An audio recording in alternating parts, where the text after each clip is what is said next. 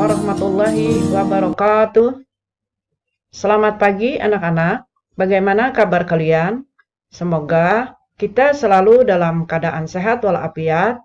Salam juga buat keluarga dan semua di rumah. Salam sehat dan bahagia selalu. Baiklah, pada kesempatan ini kita kembali melanjutkan materi pelajaran bahasa Indonesia untuk kelas 7 SMP dan MTS. Adapun materi kita pada pagi hari ini adalah struktur dan aspek kebahasaan, teks laporan, observasi. Nah, anak-anak, tentu kalian masih ingat dengan materi kita sebelumnya. Pada pelajaran yang lalu, kita membahas tentang definisi, ciri, tujuan dan isi, serta ciri bahasa, teks laporan hasil observasi. Adapun materi kita hari ini yaitu struktur dan aspek kebahasaan, teks laporan observasi.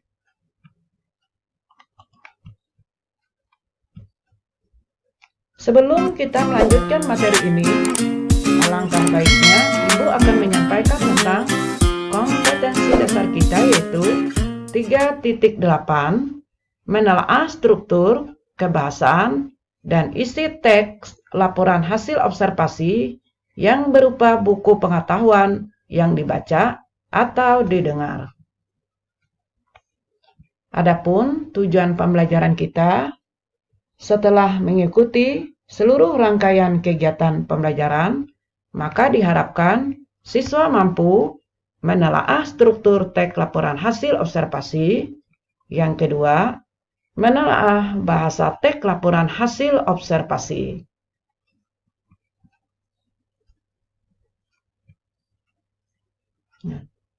Apa yang dimaksud dengan struktur teks? Struktur teks adalah bagian-bagian sebuah teks yang mencirikan suatu teks. Bagian-bagian itu menjabarkan ciri bagian awal, inti, dan penutup dalam komunikasi tertentu.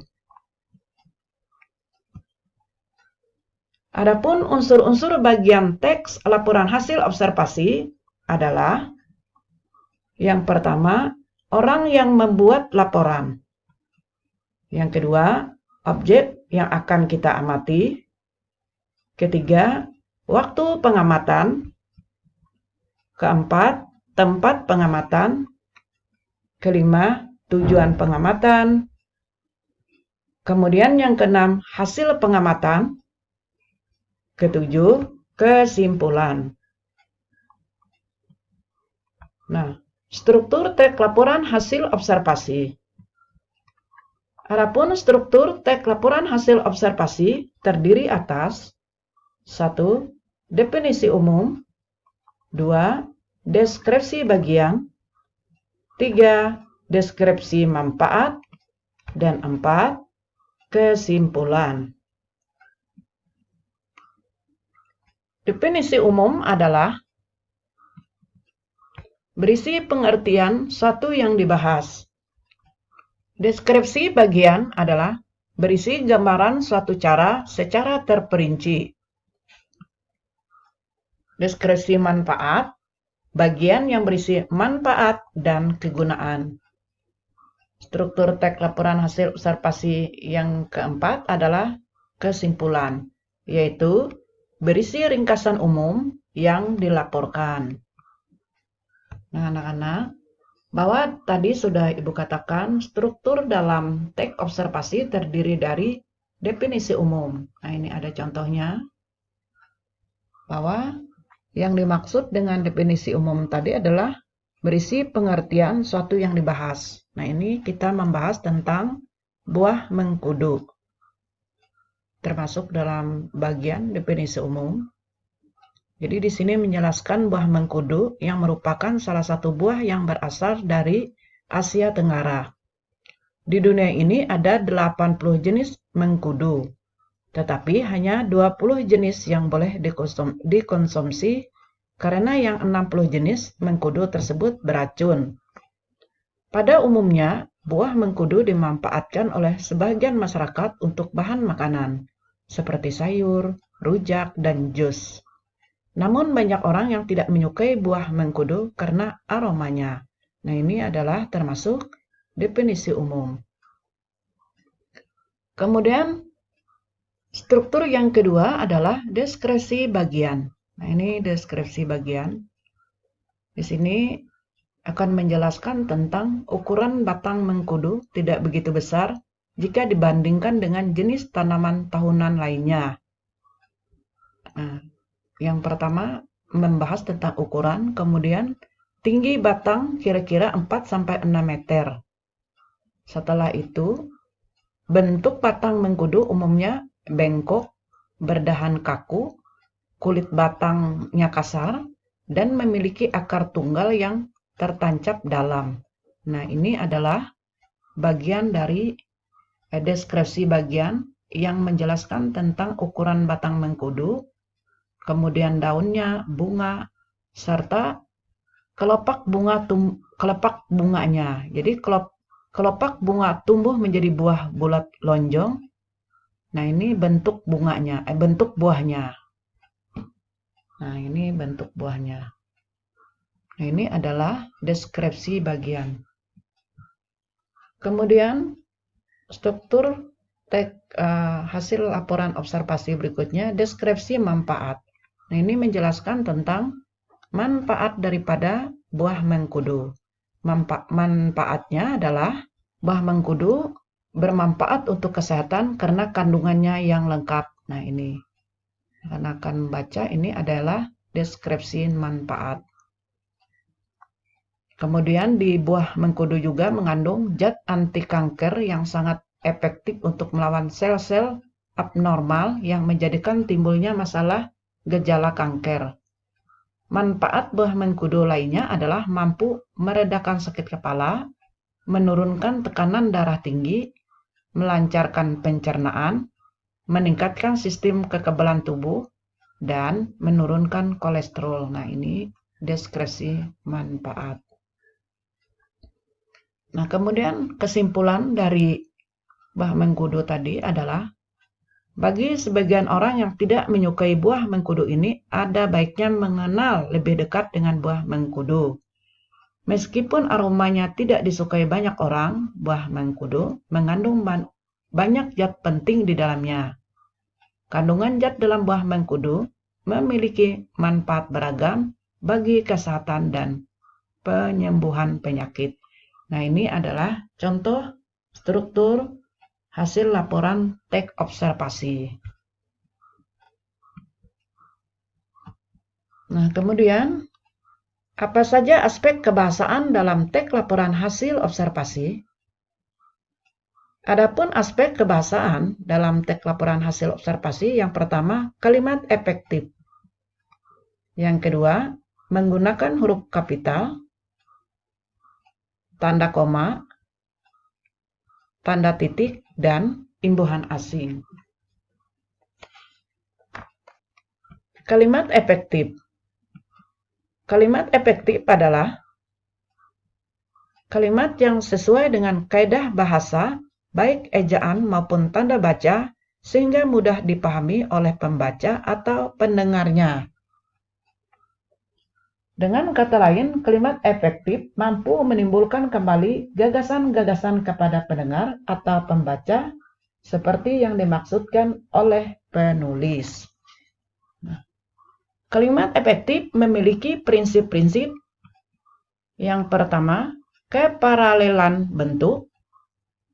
Kedua, kesepadanan struktur. 3, kehematan kata. 4, kecermatan. 5, ketegasan. Dan 6, kepaduan. 7, kelogisan. Paralelan bentuk. Kalimat efektif memiliki kesamaan bentuk kata yang digunakan di dalam kalimat. Jika kata pertama berbentuk verba, kata selanjutnya berbentuk verba. Namun, jika kata pertama berbentuk nomina, kata selanjutnya juga berbentuk nomina. Kemudian kesepadanan struktur.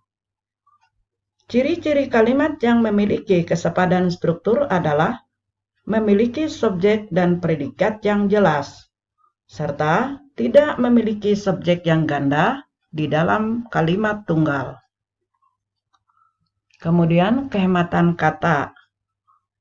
Kalimat efektif tidak menggunakan kata-kata atau frasa yang tidak perlu digunakan untuk menghindari pemborosan kata di dalam kalimat. Nah, aspek yang harus diperhatikan yaitu penghematan dapat dilakukan dan cara penghilangan subjek dilakukan dengan cara menghindari pemakaian superordinat pada hiponim kata. Juga bisa dilakukan dengan cara menghindari kesinoniman dalam kalimat dan menghindari penjamakan kata pada kata jamak. Kemudian kecermatan. Kecermatan adalah cermat dan tepat dalam memiliki kata sehingga tidak menimbulkan kerancuan dan makna ganda. Kemudian ketegasan.